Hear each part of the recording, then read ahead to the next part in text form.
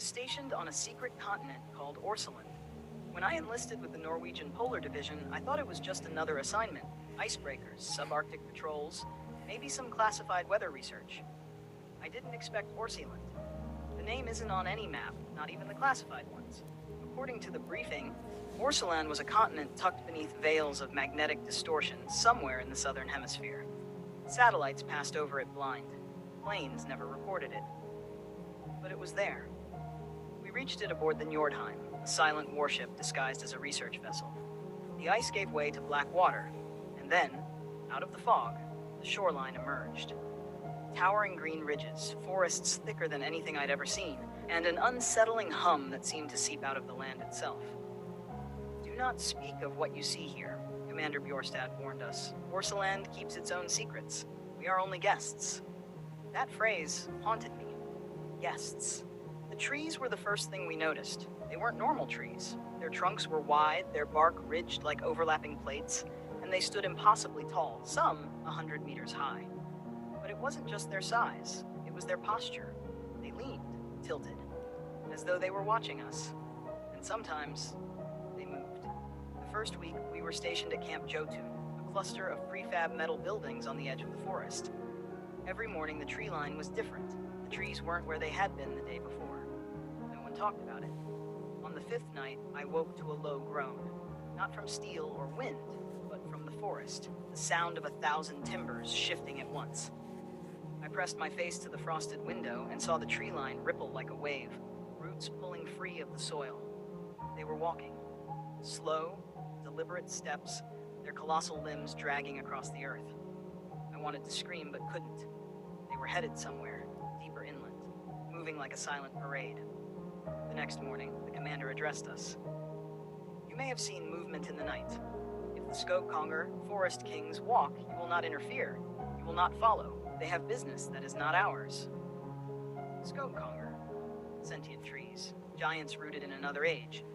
We pretended to accept it, but paranoia grew like mold in our barracks. Radios flickered with bursts of whispers that weren't in any language we knew. The ground trembled when no wind was present. Some nights, shadows of branches moved inside the barracks, though the windows were shut tight. Then Anderson disappeared. He was on watch near the perimeter. We found his rifle, his boot prints in the snow leading to the forest, and then nothing. Just a ring of impressions in the ground, as if massive roots had surrounded him. The commander called it accidental desertion. None of us believed him. 3 days later, I saw one up close. I'd gone out with the supply team to retrieve crates from the dock. The fog was thick, muffling every sound. When it lifted, there it stood, 30 meters away. Skogkonger. It loomed above me, trunk twisting like sinew, its canopy blotting out the pale sky. Where knots should have been, there were pits that resembled eyes, black, sunken, endless. Its roots shifted under the soil like toes flexing, and it leaned closer. The sound it made wasn't speech, not in the human sense, but a vibration that rattled through my chest. I swear I understood it. We remember fire. We remember the cutting. Why do you come? I couldn't move. My throat locked. Then another voice, harsh and human, cut through the air. Bjorstad, shouting in Norwegian, reciting what sounded like prayer. The Skogkonger straightened, gave one final groan, and retreated into the mist. That night, we were confined to quarters. Orsehland is not for us, Bjorstad said quietly. The government wants to claim it, but the Skogkonger remember men with axes. They will not forgive again. 1 week later, the evacuation order came. Officially, it was due to weather instability.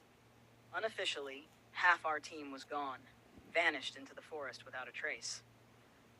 As we boarded the Njordheim to leave, I looked back one last time. On the ridge above the camp, dozens of them stood, Skogkonger, their crowns swaying though no wind blew, watching, waiting. We weren't retreating. We were being released. Back in Norway, I signed papers that promised silence. For national security, they said, but silence doesn't erase what you've seen. And sometimes at night, when the wind rushes through the pines outside my house, I hear that same groaning chorus. Branches scrape against my window, as if reaching.